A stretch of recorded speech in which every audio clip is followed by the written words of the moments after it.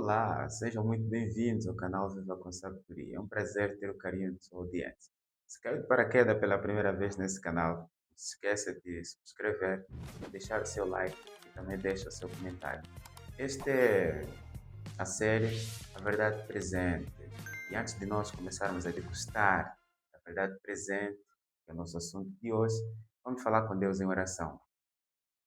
Obrigado, Pai, pela tua palavra e louvado seja o teu nome pela obra de Jesus no lugar santíssimo.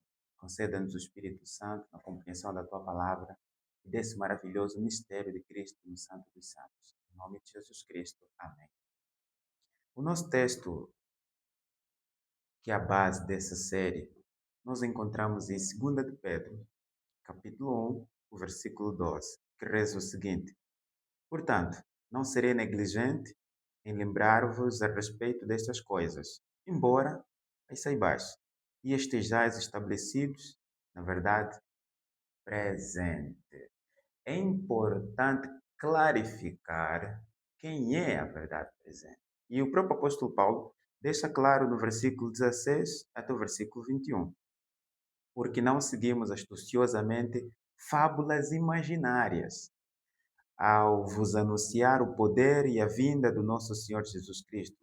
Porém, fomos testemunhas oculares de Sua Majestade. Porquanto ele recebeu de Deus o Pai a honra e a glória quando lhe veio a voz magnífica: Este é meu filho amado, em quem me comprazo. Ouvimos esta voz que veio do céu quando estávamos nós com ele no Monte Santo. E temos também uma palavra profética mais segura, a qual bem sabeis estar atentos, como a luz que brilha em um lugar escuro até que o dia amanheça e a estrela da manhã surja em vossos corações.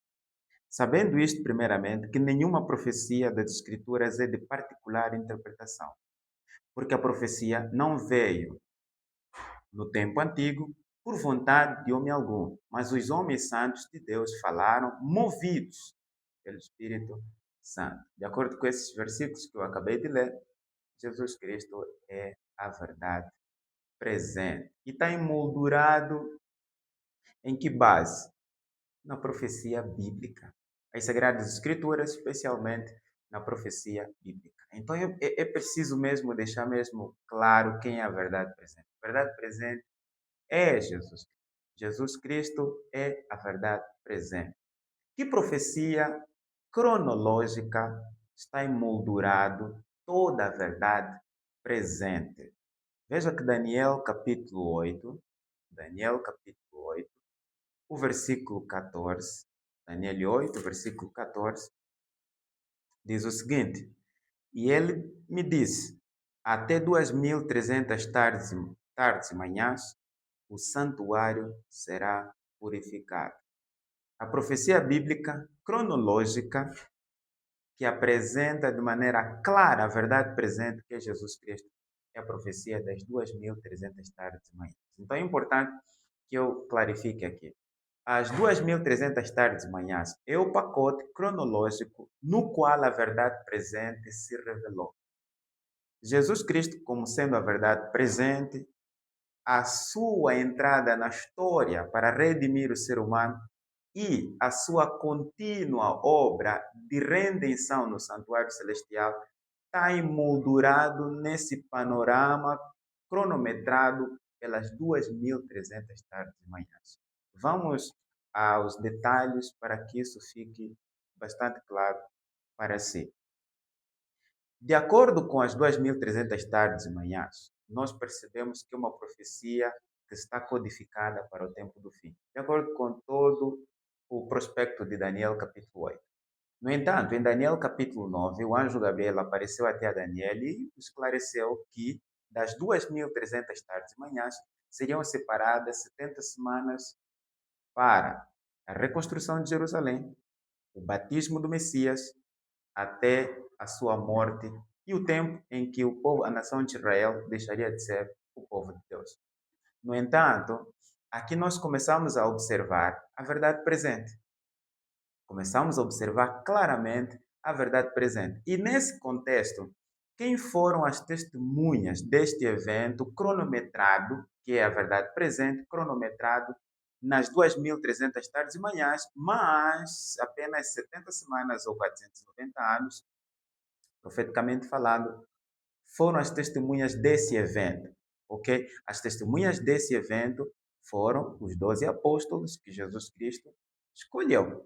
E depois Jesus Cristo escolheu os 70 e posteriormente ampliou para 120, que em Atos capítulo 2 receberam a chuva temporal com a descida do Espírito Santo. E eles saíram a proclamar de que a verdade presente consignada no parâmetro cronometrado pelas 70 semanas que foram extraídas das 2.300 tardes e manhãs era e é Jesus Cristo. Eles foram as testemunhas dessa preciosa verdade. E eles pregaram essa verdade, morreram por essa verdade presente. E o ponto essencial para o nosso estudo de hoje é se as 2.300 tardes, nas 2.300 tardes e manhãs, o primeiro pacote relacionado ao povo judeu, com as 70 semanas, em que emergiu na história a verdade presente, que é Jesus Cristo. As testemunhas foram os 12, multiplicou-se para 70, depois para 120 e depois tornou-se a igreja cristã. E se essas 2.300, se nas 2.300 tardes e manhãs foram tiradas as 70 semanas, então o resto delas, quem seriam as testemunhas do próximo evento? Esse é o ponto que nós vamos analisar claramente, nitidamente, no estudo de hoje. Observa o seguinte: as 70 semanas correspondem a 490 dias ou anos proféticos. E os 490 dias, que correspondem a 70 semanas, foram extraídos das 2.300 tardes e manhãs. Então faz 2.300 tardes e manhãs menos 70 semanas, que corresponde a 490 dias. Você fica com 1.810 anos. As 70 semanas ou 490 anos proféticos terminaram no ano 34 da nossa era, com o apedrejamento de Estevão. Então adicione, no ano em que terminou os 490 anos, ou as 70 correspondentes às 70 semanas, adicione os 1.810 anos, que é o restante das 2.300 tardes e manhãs, que foram retiradas 70 semanas, que corresponde a 490 dias ou anos proféticos. Você para exatamente em 1844. E a profecia bíblica em Daniel capítulo 8 diz claramente que em 1844 o santuário seria purificado em um julgamento investigativo, de acordo com Daniel capítulo 7, versículo 9 até o versículo 13. Perguntei, quem seriam as testemunhas desse evento? Esse é o ponto do estudo de hoje. Quem seriam as testemunhas da verdade presente, agora fazendo purificação do santuário em um julgamento investigativo? Repare, nas 70 semanas, os 12, os 70, os 120, posteriormente, os fiéis cristãos foram as testemunhas da verdade presente.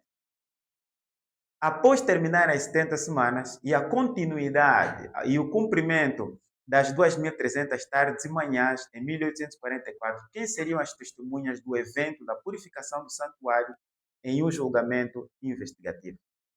Vamos para a Bíblia, no livro do Apocalipse, capítulo 11, o versículo 19, para nós entender aqui o contexto.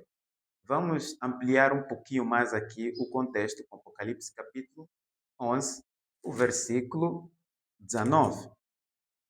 Diz o seguinte a palavra de Deus, o versículo 19. E o templo de Deus foi aberto no céu e foi visto no seu templo a arca do seu testemunho. Ok. O santuário celestial, o santuário terrestre, digo, tinha dois compartimentos, o lugar santo e o lugar santíssimo, e tinha o pátio. No lugar santíssimo, onde se encontrava a arca do concerto, onde continha os 10 mandamentos, e o pão, o maná, e a vara de Arão que havia florescido. No entanto, de acordo com Êxodo, capítulo 25, esse santuário era uma cópia e o modelo era o celestial. E nós vimos claramente de que existe um santuário nos céus cujo modelo, que é o original, e que também tem o lugar santíssimo e contém a arca da aliança. E é importante dizer o seguinte para si, que a obra no lugar santíssimo, de acordo com a antiga aliança, que era a cópia, era realizado em cada final de ano, ok? E nesse final de ano onde se realizava a purificação do santuário. Mas aqui nós observamos em Apocalipse capítulo 11 de que a arca do concerto foi vista no céu. Ou seja, o Apocalipse 11 ajuda-nos a entender o Daniel capítulo 8, 14, a purificação do santuário, e ajuda-nos a entender o Daniel capítulo 7, o versículo 9 até o versículo 13.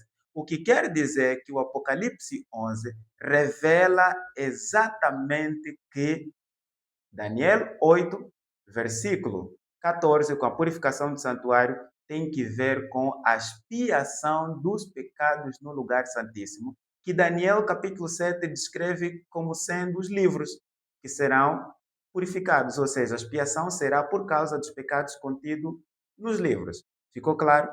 Maravilhoso. Agora, nós precisamos entender quem são as testemunhas desse evento de 1844, com o começo da obra da purificação do santuário em um julgamento investigativo. Se nas 70 semanas, com a expiação feita na cruz e a ressurreição de Jesus Cristo, as testemunhas foram os 12, ampliado para 70, 120 e para os fiéis cristãos. E com o cumprimento da profecia longa das 2.300 tardes e manhãs em 1844, quem seriam as testemunhas? Quando no céu foi visto o lugar santíssimo com a arca, interpretado como sendo a purificação do santuário em um julgamento investigativo de acordo com Daniel. Quem seriam as testemunhas? Observe. Apocalipse capítulo 12, o versículo 17 nos diz o seguinte: E o dragão irou-se contra a mulher, que representa a igreja, que testemunhou a verdade presente nas 70 semanas. Observe bem. E continua dizendo o texto: O dragão irou-se contra a mulher e foi fazer guerra ao remanescente de sua semente, os que guardam os mandamentos de Deus e têm o testemunho de Jesus Cristo. Observe bem como é que esse capítulo divide a história em duas partes. A mulher representa a igreja que testemunhou da verdade presente com as 70 semanas. O remanescente representa aqueles que em 1844 viram Jesus Cristo, entenderam a obra de Jesus Cristo no lugar santíssimo, fazendo expiação final dos pecados em um julgamento investigativo. O que quer dizer que a mulher representa a testemunha nas 70 semanas. E o remanescente representa a testemunha da obra de Jesus Cristo no lugar santíssimo em fazer purificação do santuário em um julgamento investigativo. Ficou claro? A profecia bíblica é tão linda que não nos deixa ficar perdido na história, no tempo e no espaço. Quem estuda as profecias bíblicas segue o Cordeiro para onde quer que ele vá, de acordo com Apocalipse capítulo 14, ao se referir dos 144 mil. E observe, é nesse contexto em que a verdade presente entrou no lugar santíssimo, começando a purificação do santuário, em um julgamento investigativo, que o remanescente que guarda os mandamentos e tem o testemunho de Jesus se tornou sua testemunha, que a igreja posteriormente entrou na condição de Laodiceia, como diz o Apocalipse capítulo 3, o versículo 15 até o versículo 20, o versículo 14 até o versículo 20. Na condição de Laodiceia, enquanto Jesus Cristo está no lugar santíssimo, fazendo expiação dos nossos pecados em um julgamento investigativo, é quando Deus manda a carta, entenda, dizer manda a carta, Deus identifica a igreja nesse momento em que Jesus está no lugar santíssimo, identifica a igreja como sendo a remanescente que, em vez de procurar viver de acordo com a obra de Jesus no lugar santíssimo, entrou numa condição de Laodiceia, percebes? Daí há uma necessidade, de Jesus ter dito, olha, se continuares nessa condição enquanto eu estiver no lugar santíssimo fazendo expiação em um julgamento investigativo, vomitar-te-ei da minha boca. Por quê? Tu não refletes o testemunho de Jesus e nem refletes a obediência dos 10 mandamentos. Essa condição de não refletir o testemunho de Jesus e não refletir a obediência aos mandamentos coloca o remanescente numa condição de Laodiceia. Percebe? Como testemunho. Entende claramente? Note, se a igreja continuar nessa condição, enquanto Jesus estiver no lugar santíssimo, ele vai vomitá-los.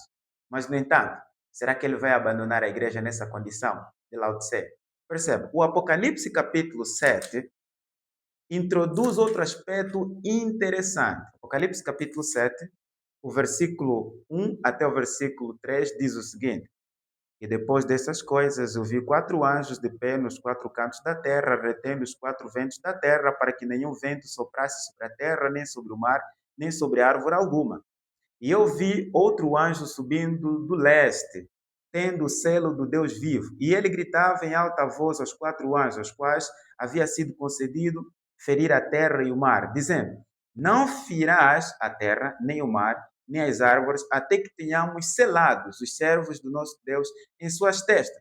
E eu ouvi o número daqueles que foram selados. E foram selados 144 mil de todas as tribos dos filhos de Israel. Observe o seguinte: Israel deixou de ser o povo de Deus com as 70 semanas, onde os discípulos, em número de 12, em número de 70, em número de 120, e depois os fiéis eram as testemunhas. Já no final das 2.300 tardes e manhãs, quando Jesus Cristo entra no lugar santíssimo, Deus levanta o remanescente como sua testemunha. Guarda os mandamentos e tem o testemunho de Jesus. Mas depois eles entram numa condição de Laodiceia, por não refletirem o testemunho de Jesus, nem a obediência aos mandamentos de Deus.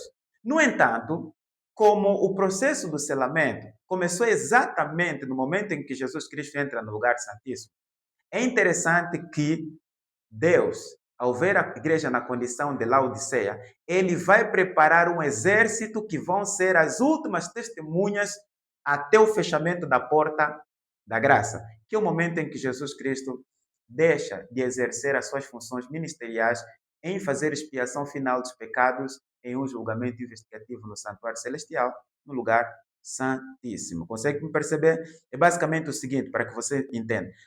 Depois no remanescente, o remanescente que entrou na condição de Laodiceia, Deus vai selar 144 mil antes do fechamento da porta da graça, para serem as suas últimas testemunhas.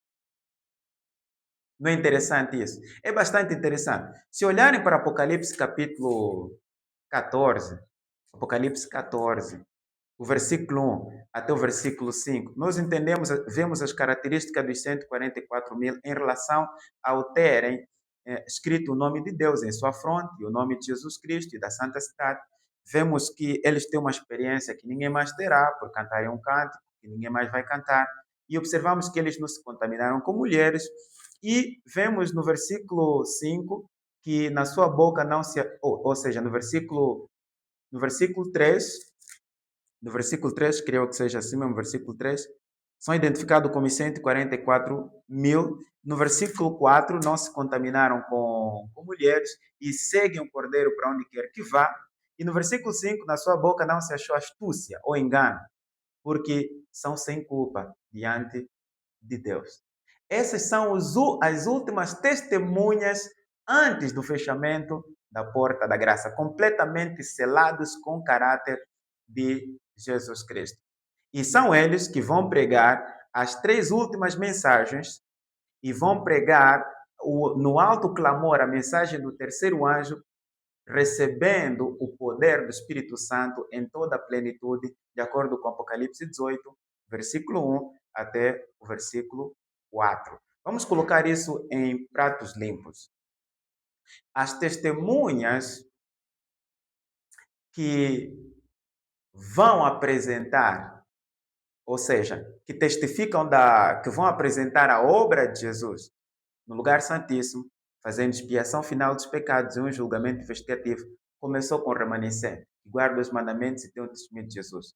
E entrou numa condição de Laodiceia, que Deus no selamento, no final da história, ele vai selar 144 mil, que serão as últimas testemunhas antes do fechamento da porta da graça. E eles vão pregar a mensagem dos 3 anjos e vão pregar o alto clamor da mensagem do terceiro anjo, tal como é apresentado em Apocalipse 18, versículo 1 até 4. Deixe-me fazer uma observação também aqui bastante interessante. Note, em cada Jesus Cristo e a verdade presente. E nas 70 semanas, os 12, os 70, os 120 receberam Pentecoste, se tornaram as testemunhas de Jesus. E no final das 2.300 tardes e manhãs, o remanescente e os 144.000 vão ser as testemunhas. No entanto, antes do fechamento da porta da graça, os 144.000 serão as testemunhas e vão pregar a mensagem dos 3 anjos no alto clamor da mensagem do 4º anjo de Apocalipse 18. Percebeu? E aqui vai a observação que eu quero fazer. O que me intriga bastante é o facto de ver líderes, pastores, padres, bispos, papa, anciãos, líderes de igreja, eu quero ser assim, mas líderes de igreja, a não pregarem a verdade presente tal como ela é em Jesus Cristo nas 70 semanas e no final das 2.300 tardes e manhã. Se essa é a verdade que exalta Cristo acima de tudo e todos como Senhor da glória, por que é que os líderes não estão apresentando essa verdade presente ao povo? E eu quero me dirigir mesmo a você que é líder e não prega a verdade presente no contexto das 70 semanas e das 2.300 tardes e manhãs com a purificação do santuário e o julgamento investigativo, envolvendo a mensagem dos 3 anjos e a mensagem do 4º anjo, colocando em perspectiva o remanescente e os 144.000 como as testemunhas da verdade presente. Por que não apresentam essa verdade ao povo? Bem, teremos de prestar conta a Jesus Cristo se não mudarmos esse comportamento. E a ti, por que não busca estudar esses assuntos mais aprofundadamente, se a expressão está correta? Lembre-se que viver com sabedoria é ter Jesus no coração. E eu guardo você para o nosso próximo estudo.